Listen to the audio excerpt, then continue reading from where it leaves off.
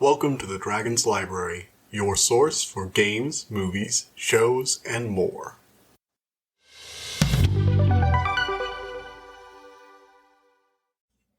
Hello everybody, welcome back to the Dragon's Library.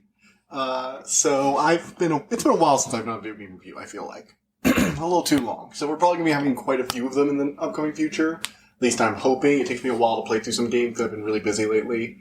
Just a lot of different things. Work's been chaotic, recovering from Hurricane Ida, all that nonsense. But recently I finished System Shock 2. In fact, I just finished it the other night.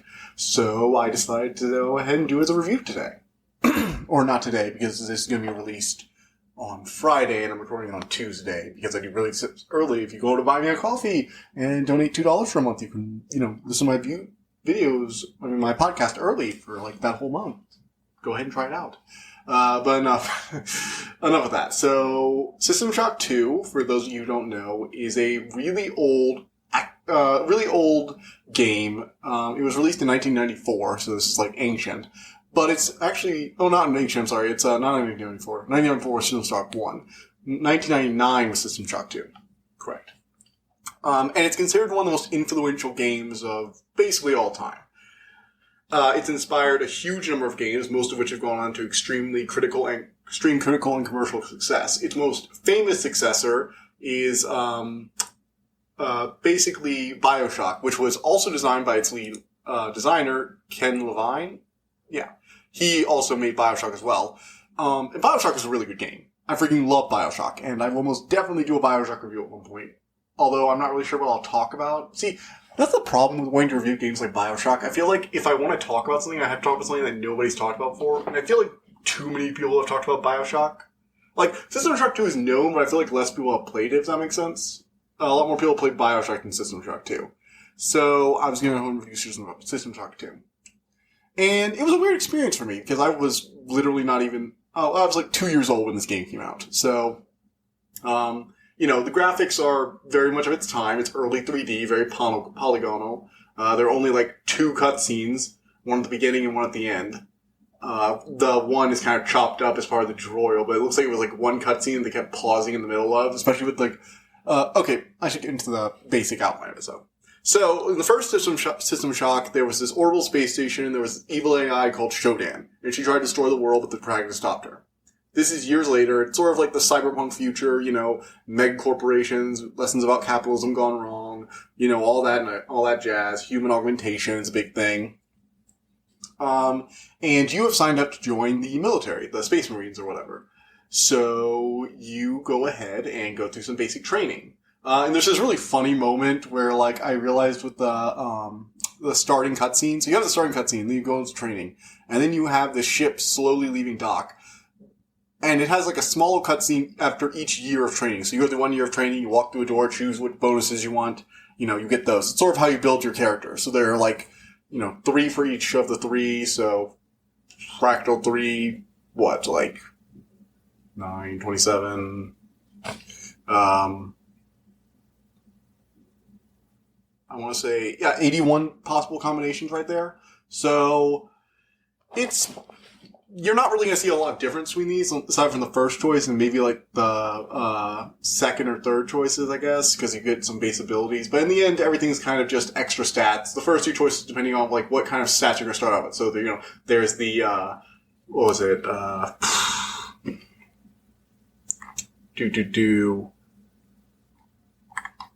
You choose between a Marine who gets bonuses and weapons. He's basically the Space Marine. He has the big guns, normal guns. You're going to fire him. You're going to have a lot of health. You're going to have armor. The Navy guy who's good with hacking and repairing and probably going to lean towards energy weapons, but will probably go with he's kind of like the jack of all trades but specializes in the machinery. And then you have the OSA agent who gets psionic powers, which are basically space magic. Let's be real here. I know psionics has this whole thing in sci-fi, but let's be honest, it's space magic. Let's just say it's space magic and move on. So, yeah, I actually played as an OSA officer. And I know you're supposed to, like, do, the typical bonus weaponry, Marine when you're doing stories like this, or you do the Navy if you want to be more of a hacking. And all the things I read before I played the game. I didn't read any, walkthroughs or anything, but I did read a few, hey, here's some advice before you get started. And all of them said, yeah, you should probably wait for the second playthrough for the OSA because you need understanding of the mechanics. And I was like, I could do that. Or I could ignore all that and move straight into it. So that's what I did. I jumped straight into the OSA, which is you get psionic powers. And you have psi points, and you can use them. They don't regenerate, neither does your health. This is like a survival horror style thing. And so you wake up on the ship. So you go on, the cutscene is you go to there, it's the Von Braun. After 4 years of training, you go to the Von Braun, who's going on a deep space exploration mission.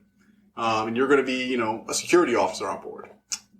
And then you wake up 5 months later with no memory of anything that's happened because your memory is lost during a cybernetic upgrade procedure.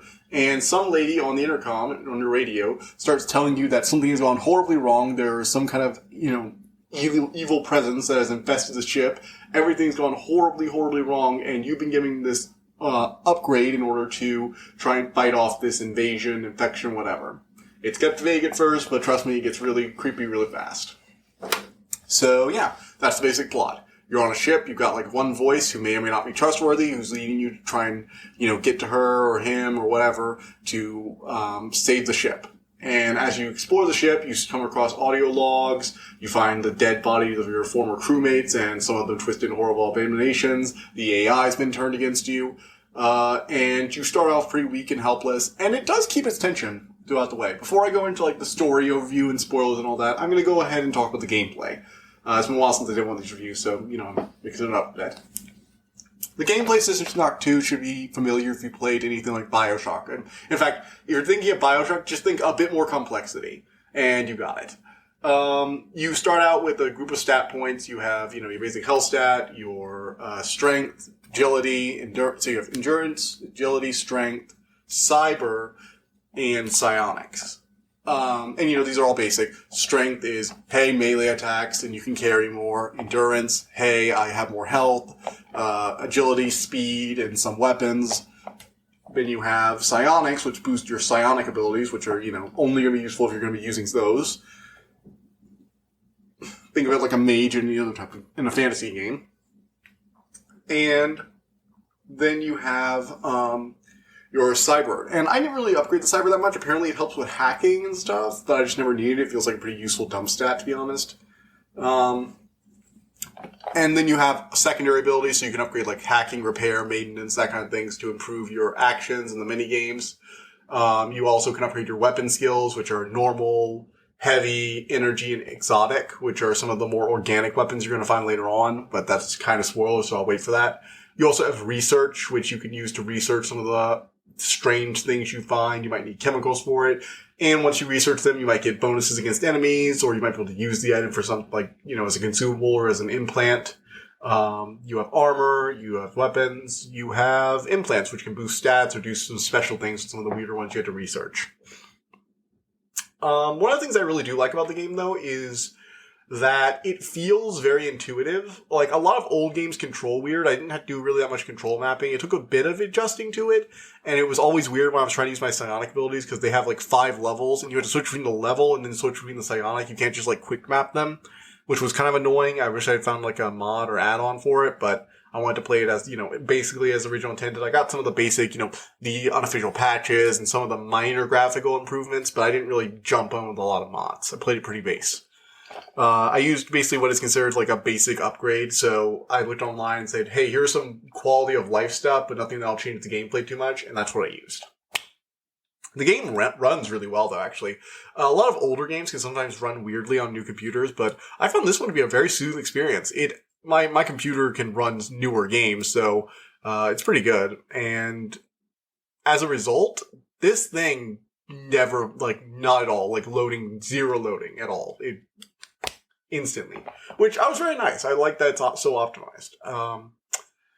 It's ancient, so if my computer couldn't run it, I was gonna very much blame the game, but I'm glad it did run, because I've had bad experience with a few other older games that just had problems running on my computer, or fitting my screen or whatever. System Shock 2 had no problems. I didn't even have to adjust the resolution settings that much. It just automatically came up and worked perfectly fine the second I turned it on, which is something you really don't see that much. With a lot of older games, they tend to be a bit unstable. So, yeah. as you first start exploring, you quickly learn that the ship came into contact with something alien. The other reference point, by the way, if you're not familiar with Bioshock, the more recent game called Prey, released by Bethesda a few years ago. Yeah, that game is basically, if you've seen that plot, you've almost seen the plot of System Shock 2. You've basically seen like a Cliff's Notes version of it. It has its own twists, but pretty much you've seen a vast majority of what you're going to see here. So the alien thing the crew encountered, because again I said it's Prey. This is minor spoiler territory for the thing you're going to learn pretty early on. This is literally found in like the first area, the initial area, the medical and science. So you'll find almost this out within like the first hour of playing. So apparently the crew went down to this planet that they heard a distress beacon coming from or something like that. And they discovered something. The crew that came back with it is being really vague. One of them is acting weird, and people start dying. Other people in different parts of the ship start behaving weirdly, asking crew to come in, and they don't come back out. Weird shadows and sounds are coming everywhere. People are disappearing. A lockdown gets initiated. Everybody's scared, and then people start dying, of course, in mass. And you find out that the alien menace is something called the Many. They're sort of like a hive mind parasite kind of life forms, and they have a habit of fusing them. These little worms they produce have a habit of jumping into humans and turning them into like human alien hybrid things that serve the Many. So they're kind of psychic as well. They'll influence all the crew that they think they can, drive them to become one of the Many, and that kind of thing. The hive mind stripping away individuality kind of plot. The evil alien. The Many is genuinely interesting as an antagonist. I will have more to say on this during the spoiler section, but just be aware that they are actually an interesting enemy that actually genuinely does have some interesting points and gives you pretty good reasons why you should side with them at times. Of course, you don't. And there's a big twist about who you're serving and all that nonsense. I do think that the twist we do find out where the Many came from, which I think is a mistake. I think it would have been better if they were just a nameless alien species, but we do find out some origins on them. I don't like those origins. I think they're dumb, and they're too much about trying to make this too much trying to justify it being a System Shock game. But, again, leave that for spoilers. I actually really enjoyed the fact that I play as an OSA agent, because I think I wouldn't have gotten the same experience. I wouldn't have gotten as good a view of the game. I got a handle on pretty much all the basic weapons. I had a few points into standard combat, a few points into energy, and a few points into exotic. So I got to see a pretty wide range of weapons. I had a specialty in psionics, but I also had a pretty large category, group of weapons I could use. The melee is really useful because your weapons don't degrade with melee, and they also don't have ammo. Ammo is always really scarce, really tense. I'm always scrambling for resources. I always feel like even when the few times when I had a lot of stuff and I walked confidently into a room ready to use my items, I'd either die or I'd use those items, realize I used too much stuff, and have to scrape through the next few levels. So there's always this tension between, am I using just enough to survive? Am I using too much or too little resources to deal with this encounter? That kind of thing. Which I really liked. It gives a unique kind of tension to the game that a lot of other survival horror games give.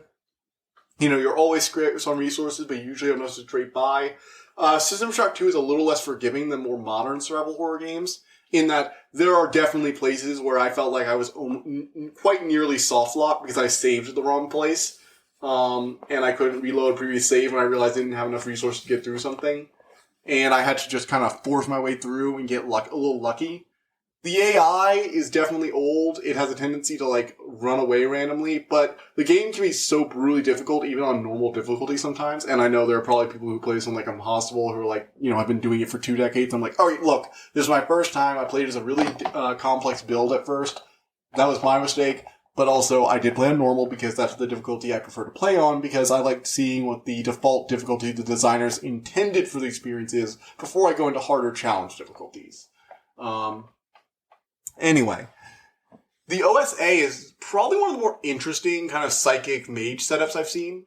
See, you only really have 3 attack abilities. Well, 4, but I didn't use that 4th one because it was it just didn't look that interesting. It was this mine thing you can drop later in the game. A level 5 ability where you can drop this mine and detonate it. I just didn't think that'd be useful. And then you have a special melee attack in addition to those 3 other abilities. And you have a cryokinesis, which you get originally, which is a pretty average damage. Even with like high psi, you're mostly using it to clear away things like from a range that you don't want to get close to. You get the pyrokinesis, which is a bit better. It does a lot more damage, but it's also pretty expensive, so you can't just waste it. And then you have the fire aura, which is really good. You want to use that thing like crazy. I actually didn't get the invisibility power-up. That was a mistake. If you're playing OSA, get the invisibility power-up. I hear it's really broken, and there were definitely occasions where I really needed that power-up to get away from a fight so I could heal up, get myself ready for the encounter. That was a mistake. I should have gone for it. The final boss was not the final boss. The first boss in the game was just an absolute nightmare without it. I would have really preferred to have had that. So, yeah. The fire aura was useful. The adrenaline rush was useful for doing extra melee damage. In the end, I ended up using this weird crystal shard weapon, which is that you have to research for. It does insane melee damage. It's really good.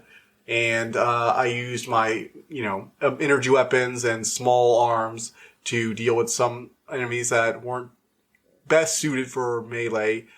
And then I used my psionics to deal with things like the organic pods and some of the exploding robots and that nonsense. Or the cameras. I mean, not the exploding robots. You gotta use your energy weapons for that. So, yeah. The gameplay's really balanced, and I feel like the psionics are more used as like a utility. Like, you don't turn into like a mage throwing fireballs around. Your cryokinesis is something you use pretty sparingly because psi points are really rare. Even near the end, you're gonna need all those psi restore things. What are they? The psi amps or something? I forget what they're called. They're basically these little devices that can restore either psi or health, depending on which one you have. And they restored, a fourth of your current psi or something like that.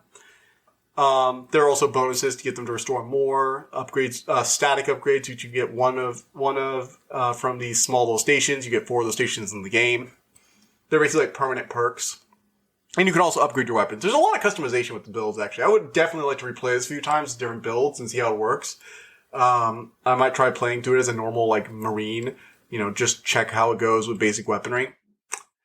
And, I really like the psionics. They have a lot of utility power-ups, although it does feel like half of them are useless. Like, some of the psionic abilities are actual traps. So in order to upgrade this game, all your upgrades, everything except the permanent, the permanent buffs you get 4 of throughout the game.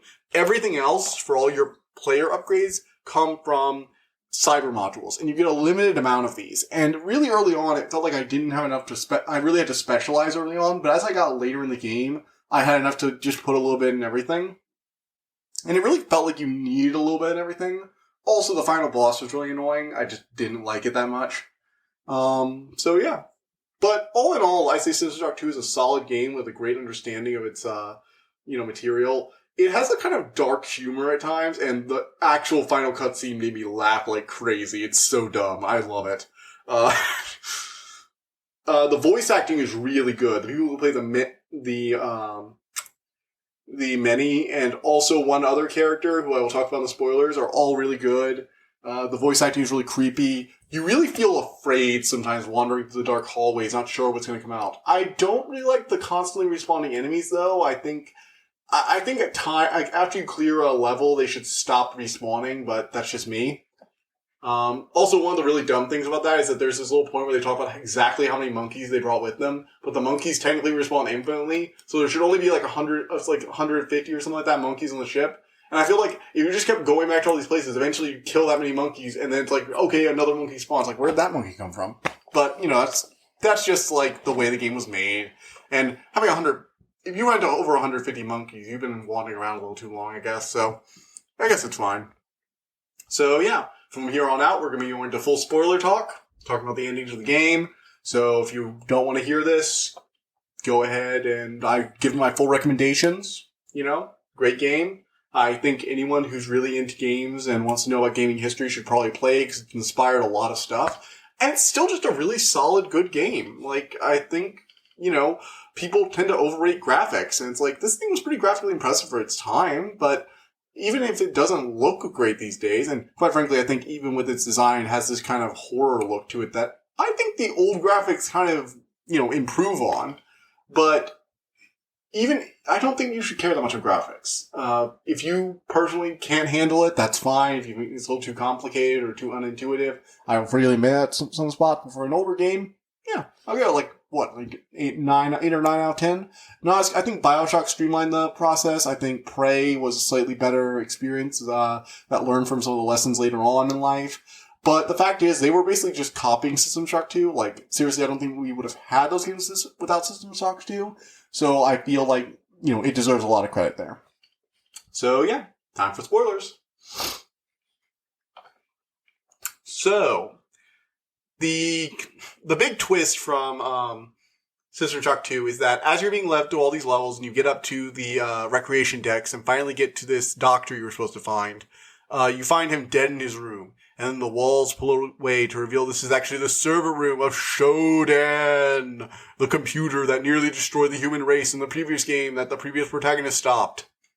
And she says, I've been using you and using this false voice to disguise my intentions. I have a few problems with Shodan's character, a few things they did with her in the series, because I feel like they kind of forced her in here with what could have otherwise been an unconnected plot.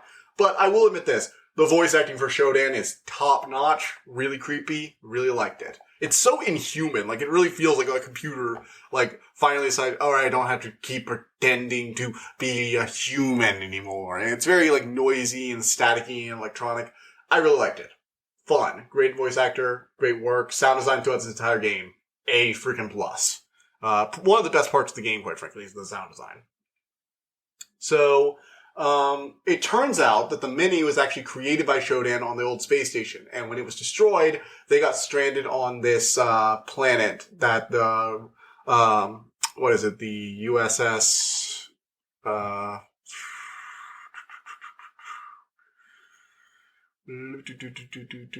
Von Braun. The US Von Braun. And she, they encountered it infected some of the crew, and they led a massive rebellion, infecting more people. One of the doctors went crazy and created these evil cyborg women, to be mothers to the children. And a large organic mass of it started forming that, is kind of like its heart and mind, with the, source of the hive mind. And Shodan is worried these new children rightfully fear that she will try and kill them, just like she tried to kill another entirely other organic species, aka us. And throughout the, one of the reasons I kind of like the Many as an antagonist is that they're somewhat sympathetic. They think that human individuality is like a curse, that why would you want to be alone when you could be a part of the Many? We are all family. We're all together. We can be better. And there's even a few scientists, not the, psychically influenced ones, who look at the Many and are like, we've discovered that Shodan created them, and it's only been 4 years since she made them. And they've already evolved so much. What would they be in a few million years? What were we 4 years after we started evolving? Single-cell organisms floating in a primordial soup? And it's like, she has a point. They could probably build a very impressive society altogether. They're not mindless. They have a very complex and intelligent mind. They just have one mind instead of the constant friction. And they believe that they will help humanity ascend. They will join the Many, and together they will, become more. They will grow and expand and live and flourish in this new galaxy. And to be honest, they make some good points. They have done pretty well for themselves, and they are really potent. But I think making them Shodan's creations is kind of like an insult. Like, I feel like they could have just been this young alien species. You could have still had the whole, we've only existed for a few centuries, but we have already grown so much, and still had that same feeling. But I feel like trying to link them to Shodan was kind of annoying. And you still could have had her learn about Shodan because they've been, absorbing humans and learning from them. So they could have known who she was. Actually, they do start trying to give you warnings about that because, quite frankly, you shouldn't trust Shodan. Shodan's evil. Just flat out. Don't trust her. She's horrible. You have to do what she says to win the game, but she's a horrible, horrible, sadistic monster. She has her own plans. So the Many start warning, you shouldn't trust her. She nearly destroyed your species. Do you know who she is? And this is back when she's still talking with the human voice, pretending to be this doctor or scientist. And I really like that. I like that the Many has a kind of self-awareness that, like, it's basically like all three of you are different players. You represent humanity, the many is the hive mind, and Shodan is artificial intelligence. And they're all kind of waging this pseudo three-man war, but Shodan is on the back foot because the humans that are under the many's control took over Xerxes, the ship's AI, and are now using all the robots and stuff against her. So she's fighting against Xerxes, who's been kind of puppeteered by the many, and so she can't help you out aside from doing a few favors and giving you some cyber modules whenever she feels like it.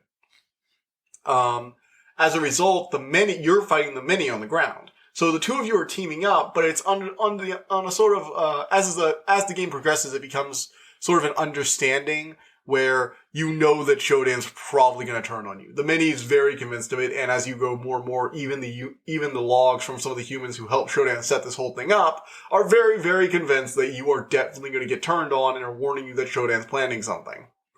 A few humans managed to escape.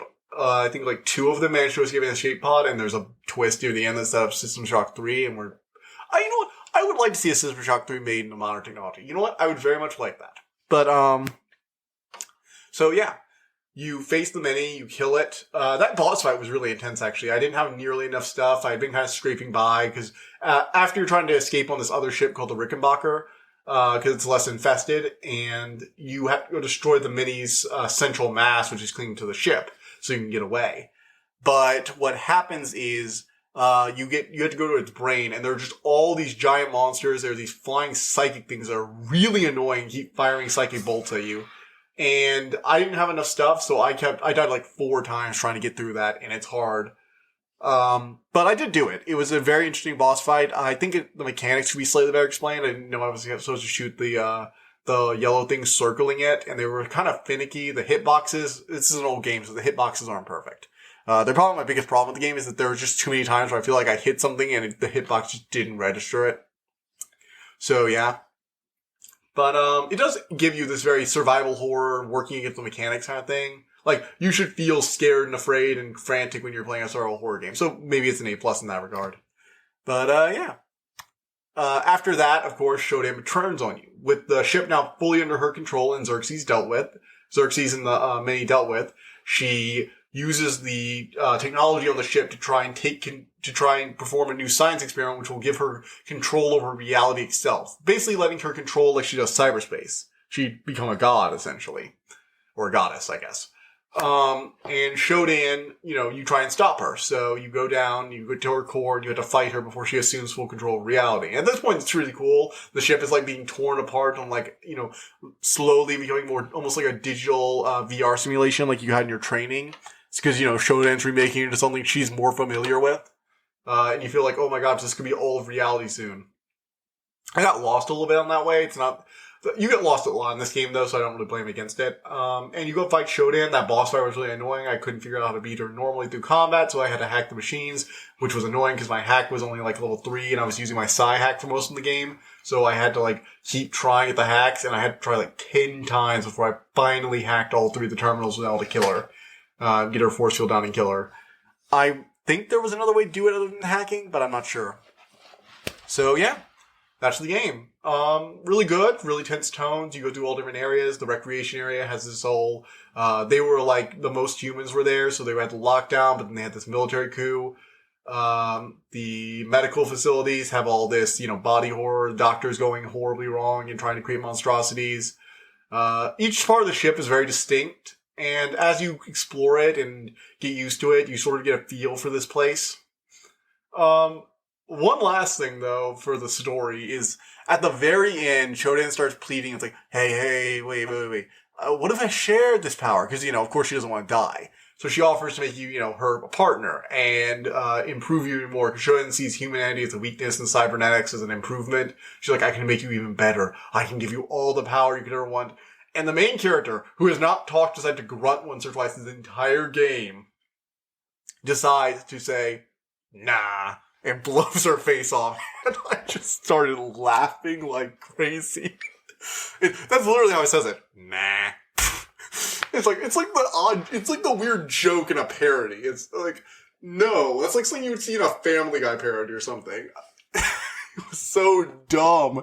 And the voice he used was hilarious. It was, for a game that, for the most part, had really good voice acting, in my opinion, At least for the time and Shodan, the mini and all that. Seeing the main character just have this weird, nah. And again, I'm playing as like this psychic character. Like this character who spent several years in an isolation tank to develop his psychic abilities and create assassination plots as part of my backstory. And his response to Shodan offering infinite power is, nah, shoot Shodan. It's hilarious. Of course, there's an end credit scene where they revealed the two people who got away from the whole thing, the last two survivors. One of them, the guy, is sitting in the driver's seat saying, "We'll be home soon. We should be going to storage soon." And then the girl steps out and she's like, "Heh, heh, heh." And suddenly her voice starts to sound more and more like Shodan. And you see her head and it's like all the wires. It's basically Shodan's icon, but in the real world with cybernetics. She has this weird, like, tubes running through a face kind of look to her, and it looks almost like curly hair sticking up. And you see that silhouette. And so apparently Shodan, backed up herself on that human and used her as a Trojan, to get her off in case you beat her, because she calculated that was a possibility or something. And so, yeah, Shodan lives through the, yeah. So, yeah. That was all really interesting.